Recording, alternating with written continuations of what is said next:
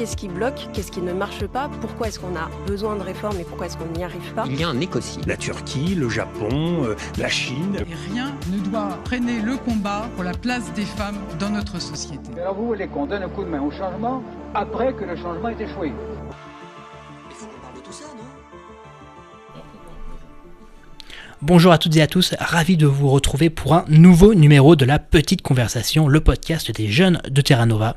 Numéro en 2 parties que l'on vous propose aujourd'hui, dédié à une institution qui n'a jamais fait autant parler d'elle sous la 5e République. Je parle évidemment du Parlement et en particulier de l'Assemblée nationale.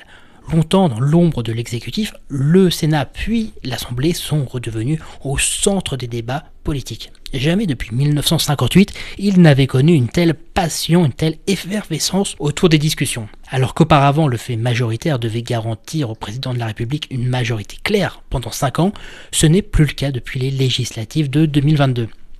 Phénomène largement amplifié après la dissolution ratée de 2024, où c'est désormais une assemblée plus fragmentée que jamais qui est ressortie des urnes. Alors évidemment, il nous fallait un guide pour y voir plus clair, pour prendre un peu de recul sur la situation que la France traverse et apporter des réponses à nos questions. Aujourd'hui, nous recevons Pierre Januel, journaliste parlementaire. Pierre, je voulais qu'on revienne dans un premier temps sur les raisons qui vous ont poussé à écrire La fabrique de la loi. Pourquoi est-ce qu'il était autant nécessaire de démocratiser la question de son écriture? En fait, avec Vito Marinez, on s'est dit que ce livre manquait. C'est-à-dire qu'il y avait des ouvrages très juridiques sur le fonctionnement du Parlement, des manuels de droit parlementaire, par exemple, qui sont intéressants et précieux, mais il manquait souvent un aspect politique pour dire, en fait, comment le Parlement fonctionne, comment fonctionne concrètement une commission d'enquête, comment fonctionne concrètement une navette parlementaire, avec des explications plus politique. Et parce que le Parlement, c'est ça, c'est souvent le mélange entre le droit et le politique, parce que c'est le politique qui prime et qui doit pouvoir s'exprimer. Et donc, on a voulu un peu expliciter Suzanne, et on s'est trouvé intéressant cette forme de manuel. Moi, j'avais été assez marqué par un ouvrage de Jean-Jacques Urvoas et Margali Alexandre, manuel du guérilla parlementaire, mais qui est un peu daté aujourd'hui, qui a une quinzaine d'années. Donc voilà, il est vraiment plus à jour des pratiques parlementaires aujourd'hui. Donc c'est pour ça qu'on a voulu faire un manuel de la fabrique de la loi. On l'a sorti en 2023. Comme là, il y en avait presque plus, c'était le moment de faire une réédition, et on s'est dit que ça pouvait être pertinent de l'enrichir un petit peu. Donc on a actualisé un certain point, et on a aussi rajouté une nouvelle partie pour montrer comment ça marche concrètement le Parlement. Et on était assez contents des retours. On m'a dit que c'était le livre le plus vendu de la librairie boutique de l'Assemblée nationale, parce que il répond aussi à un besoin de comment changer la loi et comment fonctionne concrètement l'Assemblée, qu'on soit collaborateur parlementaire ou simple citoyen. On a essayé de donner des explications un peu claires sur plein de questions qu'on peut se poser. Je voulais qu'on revienne ensuite sur l'actualité parlementaire. Comment est-ce que vous qualifiez les nouvelles relations entre le Parlement et l'exécutif du fait de l'absence de majorité depuis 2022 et depuis de ce qui avait été annoncé de l'abandon du 49.3 ? Alors les relations, elles sont assez complexes. Historiquement, les relations avec la 5e République, les relations entre un gouvernement et un Parlement et une Assemblée nationale, c'est souvent un peu sur le modèle de la coopération, même si l'Assemblée était assez soumise, c'est-à-dire avec un fait majoritaire, il y avait une majorité stable qui soutenait fortement un gouvernement. Et depuis 2022, ce modèle a explosé, puisqu'en 2022, il n'y avait pas de majorité, il n'y avait qu'une majorité relative pour le gouvernement d'Elisabeth Borne, et ça s'est amplifié après la dissolution des législatives de 2024, puisque maintenant il n'y a plus de majorité du tout. Le socle commun, comme on dit, représente un gros tiers de l'Assemblée nationale, avec une opposition qui est majoritaire, si on additionne les voix de la NUPES et du Rassemblement national. Ce qui fait qu'aujourd'hui, il y a d'extrêmes difficultés à faire passer un budget, que ce soit par le 49.3 ou sans 49.3, puisque tout le monde pense que le 49.3, si Sébastien Lecornu a renoncé au 49.3, c'est qu'il sait aussi que déposer une motion, engager sa responsabilité sur un budget aujourd'hui peut rapidement signifier que le gouvernement est renversé. Donc il y a aussi c'est pas seulement, il le fait pas uniquement pour améliorer ses relations avec le Parlement. Il sait aussi que aujourd'hui, il est peut-être plus difficile de soutenir le gouvernement que de soutenir un budget. Donc ces relations sont assez nouvelles, mais en même temps, le Parlement a montré qu'il n'est aujourd'hui pas dans la capacité d'adopter un budget cohérent, puisque il y a eu d'extrêmes difficultés, en tout cas sur la loi de finances. Il a réussi sur le PLFSS, puisque le PS et LR ont soutenu au final le gouvernement, mais pour l'instant il n'a pas réussi sur le budget. Alors, ça ne veut pas dire qu'il ne va pas y arriver, puisqu'il y a quand même un côté, chaque étape franchi facilite la suivante. Donc on a des nouvelles relations qui sont établies entre gouvernement et Parlement, mais je ne suis pas certain que ce soit ce que souhaitent les Français sur du long terme. De manière plus globale, comment est-ce que les députés vivent la fin du macronisme? Est-ce qu'on peut même envisager le retour à une assemblée divisée en deux blocs, droite-gauche, après 2027? En fait, c'est assez compliqué parce que un des soucis du Parlement, c'est que la politique et l'élection présidentielle est l'horizon de l'ensemble des parlementaires, que ce soit à l'Assemblée nationale comme au Sénat. Au Sénat, il y a fort soutien, Bruno Retailleau, LR, il y a un peu cette visée-là. Donc il y a ce point-là qui est de penser, en fait, si les partis ne font pas de compromis ou ont du mal à faire de compromis entre eux, c'est aussi parce qu'ils pensent à l'élection présidentielle. Et c'est un des enjeux pour les PS et pour LR. Donc tant que les partis politiques sont dans le système français, le système français, c'est prédominant sur l'élection présidentielle, où le gagnant, même si au premier tour de l'élection présidentielle, il ne fait que 20 ou 25%, a l'ensemble du pouvoir pendant 5 ans et bénéficier jusqu'ici d'une majorité stable. Or, aujourd'hui, l'opinion publique est extrêmement fragmentée. C'est-à-dire que, mis à part le Rassemblement national, vous n'avez pas de parti qui pèse beaucoup plus que 15%. C'est-à-dire, alors il peut y avoir des accidents, ou il peut y avoir des effets vote utiles, mais même la France insoumise, aux élections européennes, ils ont fait 10%. Alors, ils ont fait un peu plus à l'élection présidentielle, puisqu'il y a un effet vote utile de l'électorat de gauche qui voulait être qualifié au second tour. Un peu la même chose pour Renaissance, puisqu'aujourd'hui, à la dernière élection européenne, ils n'ont pas réussi non plus à dépasser les 15%.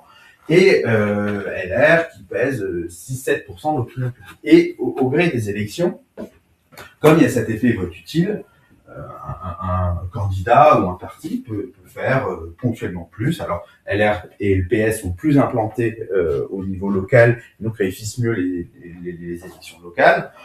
C'est pour le RN, le LFI et également le Renaissance, ce sont plus les élections nationales où ils ont fait le score. Mais de fait, en fait, cette fragmentation de l'électorat, rien ne dit qu'elle va disparaître en 2027. J'ai beaucoup de mal à penser que subitement tout va redevenir en deux blocs, comme ça a été le cas entre 1962 et 2022. Donc il y a quand même cette difficulté de cette dispersion.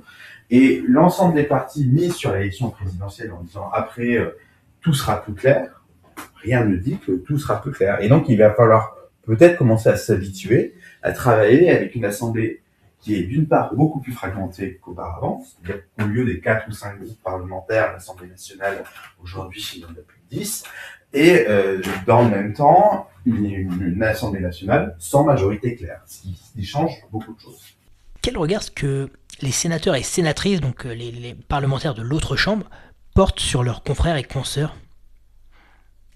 En fait, ils ont une particularité, c'est qu'eux ont une majorité claire. Donc c'est beaucoup plus simple pour eux.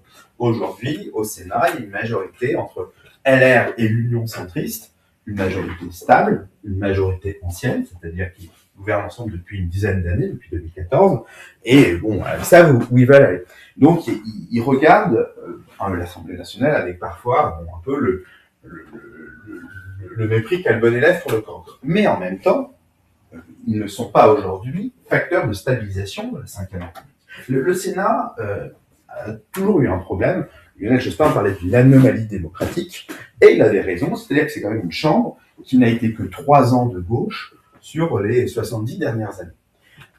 Et vous n'avez pas en démocratie normalement une chambre avec aussi peu d'évolution, une chambre qui ne connaît pas de l'alternance. Par ailleurs, le problème du Sénat est aussi un problème de légitimité. Ce n'est pas vraiment la chambre des collectivités locales, puisque les grosses collectivités locales, comme le sont les régions ou les métropoles, sont très mal représentées.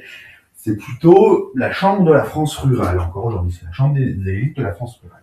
Donc ils ont été menacés par plusieurs fois de disparition, et ils ont toujours essayé de trouver une sorte de légitimation.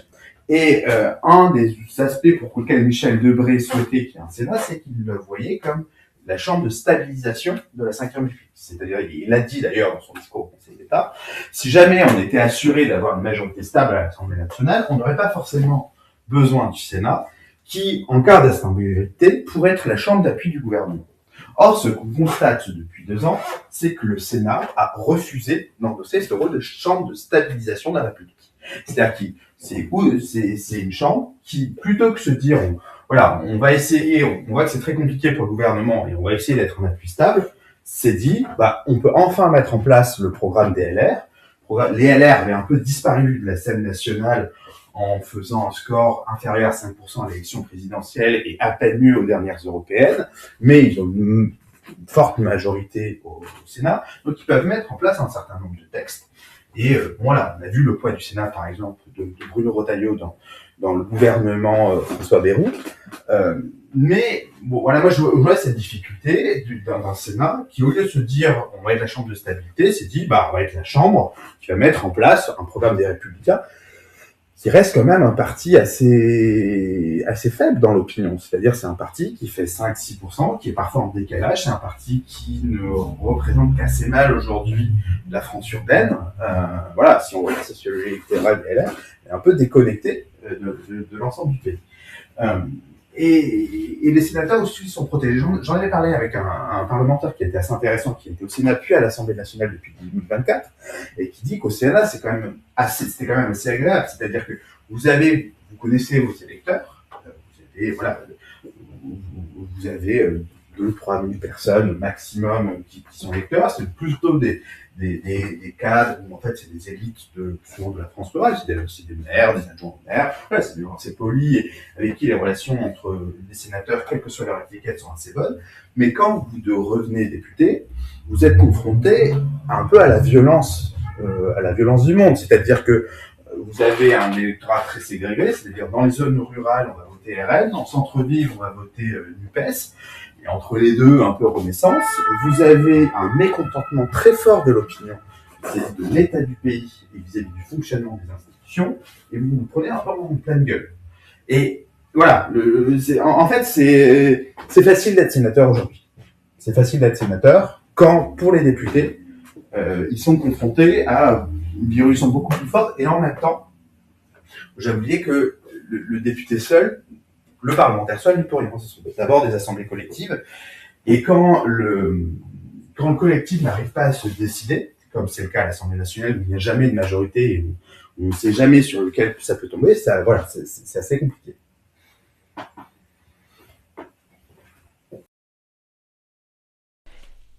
Merci beaucoup Pierre Génuel pour votre disponibilité. Je rappelle la réédition de votre livre La Fabrique de la loi pour tout comprendre à l'écriture de notre loi. Ça sort des éditions des Petits Matins. Quant à vous, chers auditeurs, vous pouvez réécouter tous nos épisodes sur les plateformes d'écoute, Apple, Spotify, Deezer, YouTube. N'hésitez pas à partager nos contenus, ça fait toujours plaisir et rendez-vous très bientôt pour un nouveau numéro. D'ici là, portez-vous bien.